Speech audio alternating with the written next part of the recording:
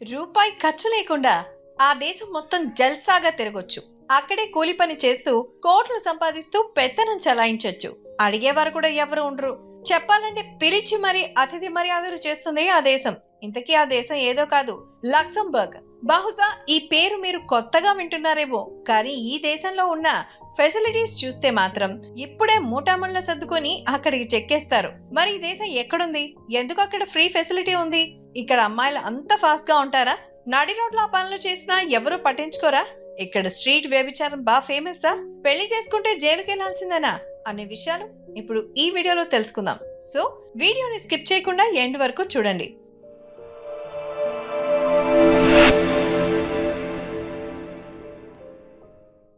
Luxembourg చూడ్డానికి చిన్న దేశమే, కానీ డబ్బు పరంగా మాత్రం బాగా రిచెస్ట్ కంట్రీ. ఇక ఈ చిన్న యూరోపియన్ దేశం 2586 చదరపు కిలోమీటర్ల వైశాల్యంలో ఉంది. దీని రాజధాని వచ్చేసి లక్సంబర్గ్ సిటీ. ఈ దేశంలో దాదాపు 7 లక్షల జనాభా ఉండగా ఇందులో 70% మంది క్రిస్టియన్ మతానికి చెందిన వాళ్ళు కాగా మిగతా 30% మంది ఇతర మతాలకు చెందిన వాళ్ళు. అంటే ఇక్కడ క్రిస్టియానిటీ ఎక్కువగా ఉంది. ఇక లక్సంబర్గ్ దేశానికి ఫ్రాన్స్, జర్మనీ, బెల్జియం దేశాలు బార్డర్ లో ఉన్నాయి. ఇక్కడున్న జనాభాలో 87% మంది పట్టణంలోనే నివసిస్తున్నారు. అంటే ఈ దేశంలో ప్రజలు ఎలాంటి లగ్జరీ లైఫ్ ని లీడ్ చేస్తున్నారో ఇక్కడే అర్థమవుతుంది. ఇక్కడ చిన్న ఉద్యోగం చేసే వారికైనా సరే నెలకి లక్షల్లో ఆదాయం వస్తుంది. 2012 లెక్కల ప్రకారం ఈ దేశంలో ఒక సామాన్య వ్యక్తి అతి తక్కువ నెల జీతం 4910 యూరోలు. అదే మన ఇండియన్ కరెన్సీ ప్రకారం 4,70,000 అన్నమాట. ఇక ఈ డబ్బు మన దేశంలో సామాన్యుడు సంపాదించుకోవడానికి ఎంత సమయం పడుతుందో చెప్పాల్సిన అవసరమే లేదు. అంటే ఈ దేశంలో సామాన్యుడి జీతం ఎంత ఉంటే పెద్ద పెద్ద జాబ్స్ చేసేవారు ఖచ్చితంగా కోట్లలోనే ఉంటుందని చెప్పాలి.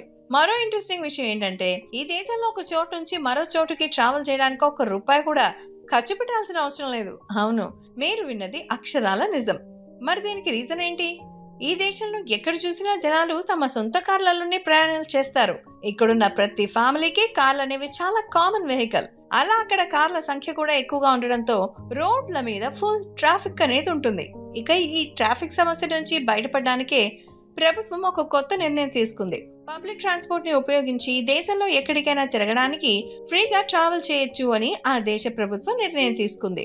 అంటే ట్రాఫిక్ జామ్ ని కంట్రోల్లో పెట్టడానికి మాత్రమే ప్రభుత్వం ఈ నిర్ణయం తీసుకుంది. ఇక మరో విషయం ఏంటంటే ఇక్కడ రోడ్లు చాలా స్మూత్ గా ఉంటాయి. అది ఎంతలా అంటే మనం చేరే గమ్యం వరకు ఒక్కసారి కూడా బ్రేక్ వేసే అవసరం రాదు. ప్రపంచంలోనే అతి చిన్న దేశాల్లో ఒక్కటైన ఈ దేశం ఆర్థికంగా, అభివృద్ధి పరంగా, రాజకీయ పరంగా ఇలా ఇతర విషయాలలో రిచెస్ట్ కంట్రీగా మారింది. ఇక లక్సంబర్గ్ సిటీ అనేది ఒక కొండ మీద చాలా అందంగా ఉంటుంది. అలాగే అక్కడ నదులు కూడా ఎంతో ఆకర్షణీయంగా ఉంటాయి. ఈ సిటీలో ఒక పురాతనమైన కోట కూడా ఉంది. ఈ కోట వచ్చేసి మధ్యయుగ శిల్పకళా నైపుణ్యంతో చూడ్డానికి చాలా అద్భుతంగా ఉంటుంది. ఇక దీని రక్షణ సామర్థ్యం కారణంగా దీనిని గిబ్రాల్టార్ ఆఫ్ నార్త్ అని పిలుస్తారు. ఇక్కడుండే ప్రజలు చాలా ఫ్రెండ్లీగా ఉండడమే కాకుండా తమ దేశ సంస్కృతి సాంప్రదాయాలను కూడా చాలా చక్కగా పాటిస్తారు. నిజంగా చెప్పాలంటే తమ సాంస్కృతిక మూలాలతో చాలా బలంగా ముడిపడి ఉన్నారు. అంతేకాదు పని విషయంలో కూడా అది ఎంత కష్టమైనా సరే చేస్తారు. మారుతున్న కాలానికి అనుగుణంగా ఎప్పటికప్పుడు తమ స్కిల్స్ ని కూడా డెవలప్ చేసుకుంటూ ఉంటారు. ఇక్కడ చదువు కూడా ఎక్కువ ఇంపార్టెన్స్ ఇస్తారు. పిల్లల విషయంలో కూడా వారికి ఎలాంటి స్కిల్స్ అవసరమో అలాంటివి నేర్పిస్తూ ఉంటారు. అంతేకాకుండా తమ పిల్లలు సైన్స్ అండ్ టెక్నాలజీ విషయంలో కూడా ముందుండేలాగా చేస్తారు. అయితే ఈ దేశం చిన్న దేశం అయినప్పటికీ కూడా ఎంత రిచ్గా ఎందుకు మారిందనే విషయానికి వస్తే ఈ దేశంలో రాజకీయ స్థిరత్వం అనేది చాలా కరెక్ట్ గా ఉంటుంది. కాబట్టి ప్రభుత్వం దేశాన్ని బాగా అభివృద్ధి వైపు నడిపించింది. పైగా ఈ దేశంలో ఉండే ప్రజలు కూడా ఎప్పటికప్పుడు డెవలప్ గురించి ఆలోచిస్తారు కాబట్టి ఆ పరంగా కూడా ఈ దేశం బాగా డెవలప్ అయింది. ఈ దేశంలో నిరుద్యోగుల శాతం కూడా చాలా తక్కువ. ఇక ఈ దేశ అభివృద్ధిలో మన దేశానికి చెందిన ఒక బిజినెస్ మ్యాన్ పాత్ర కూడా ఉంది. ఇందుకు ఆయన ఎవరో కాదు, లక్ష్మీ మిట్టల్. ఈయనకి ఈ దేశంలో ప్రపంచంలోనే అత్యధిక స్టీల్ ని ఉత్పత్తి చేసే కంపెనీలతో 2వది అయిన మిట్టల్ స్టీల్ కంపెనీ ఉంది. దీని నుండి ఈ దేశ ఆర్థిక వ్యవస్థకు ఎక్కువ ఇన్కమ్ అయితే అనేది వస్తుంది. అంటే ఈ దేశ ఆర్థిక అభివృద్ధి మన ఇండియాకి చెందిన వ్యక్తి సహకారంగా ఉండడం నిజంగా గర్వించాల్సిన విషయం అనే చెప్పాలి. ఇక ఈ దేశంలో బాగా అభివృద్ధి చెందిన బ్యాంకింగ్ సిస్టమ్ కూడా ఉంది. యూరోప్ లో ఉన్న అన్ని పెద్ద బ్యాంకుల హెడ్ క్వార్టర్స్ ఈ దేశంలోనే ఉన్నాయి. యూరోప్ దేశాలన్నీ ఈ దేశాన్ని సేఫెస్ట్ బ్యాంకింగ్ సిస్టమ్ గా పరిగణిస్తాయి. యూరోపియన్ కోర్ట్ ఆఫ్ జస్టిస్ కూడా ఈ దేశంలోనే ఉంది. ఈ దేశంలో ఉండే ప్రజలు రీసెర్చ్ మీద ఎక్కువ దృష్టి పెడుతూ ఉంటారు. ప్రభుత్వం కూడా ఈ విషయంలో అనేక ప్రజలకు బాగా సపోర్ట్గా నిలిచింది. ఇతర దేశాల్లో టాలెంట్ ఉన్న వ్యక్తులు కూడా ఈ దేశానికి వచ్చి రీసెర్చ్ చేస్తూ ఉంటారు. ఈ అవకాశం ఇంతకు ముందు వరకు కేవలం యూరోపియన్ దేశాలకే ఉండగా ఇప్పుడు ప్రపంచంలోని అన్ని దేశాలకు అవకాశం వస్తుంది ఈ దేశం. అంటే ఎవరైనా సరే ఈ దేశానికి వచ్చి పని చేసుకోవచ్చు. అంతేకాదు ఈ దేశానికి వెళ్లే మగవారు తమ వెంట తమ భార్యలు కూడా తీసుకుని వెళ్ళొచ్చు. అంతేకాదు తమ భార్యలు కూడా అక్కడ జాబ్ చేయొచ్చు. ఈ విషయంలో ఇక్కడ ప్రభుత్వం ఫుల్ సపోర్ట్ ఉంటుంది. ఈ దేశంలో అమ్మాయిలు చాలా అందంగా అట్రాక్టివ్ గా ఉంటారు. ఇదిలా ఉంటే కొందరు పడక సుఖం కోసం వ్యభిచారంలోకి దిగిన వాళ్ళు కూడా ఉన్నారు. లక్సంబర్గ్ సిటీ రైల్వే స్టేషన్ సమీపంలో 2 వీధుల్లో స్ట్రీట్ వ్యభిచారం అనేది నడుస్తుంది. అది కూడా రాత్రి 8 గంటల నుంచి ఉదయం 3 గంటల వరకు మాత్రమే.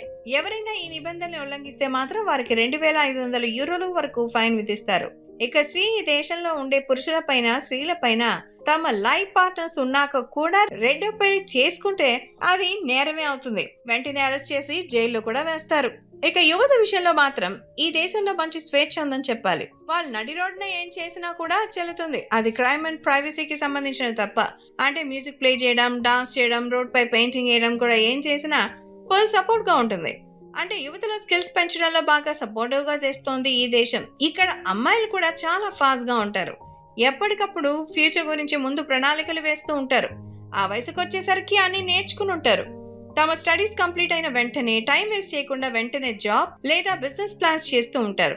అంటే అబ్బాయిల కంటే ఫాస్ట్ గా అమ్మాయిలు కెరీర్ గురించి బాగా ఫోకస్ పెడుతూ ఉంటారు. ఇక ఈ దేశంలో చూడడానికి చాలా టూరిస్ట్ స్పాట్లు కూడా ఉన్నాయి. అందమైన అడవులు, ఆకర్షించే నదీ ప్రవాహాలు, పెద్ద పెద్ద పర్వతాలు, అందమైన లోయలు ఈ దేశానికి స్పెషల్ అట్రాక్షన్ అనే చెప్పాలి. ఇక ఈ దేశం రాజధానిలో ఉన్న కోటలు ఈ దేశ చారిత్రక వైభవాన్ని, అద్భుతమైన శిల్పకళకు, రక్షణ సామర్థ్యానికి ప్రతిబింబంగా ఉంటుంది. యునెస్కో ఈ దేశ రాజధాని నగరాన్ని వరల్డ్ హెరిటేజ్ సైట్ గా గుర్తించింది. ఇక ఈ దేశానికి సంబంధించిన చరిత్ర గురించి ఈ నగరంలో ఉన్న మ్యూజియం ద్వారా తెలుసుకోవచ్చు. ఇక్కడ ప్రకృతి అందాలకు పేరు పొందినటువంటి నగరం వచ్చేసి ఎకటర్నచ్. ఇది కూడా ఎన్నో చారిత్రక కట్టడాలతో పాటుగా ఒక అందమైన దీవి, ఒక అందమైన నది కూడా ప్రవహిస్తుంది. చూసారు కదా ఫ్రెండ్స్. కాబట్టి మీరు కూడా ఈ దేశానికి వెళ్తే ఇవేవి మిస్ అవ్వకండి. అలాగే ఈ దేశం గురించి మీ అభిప్రాయం ఏంటనేది కామెంట్స్ రూపంలో తెలియజేయండి.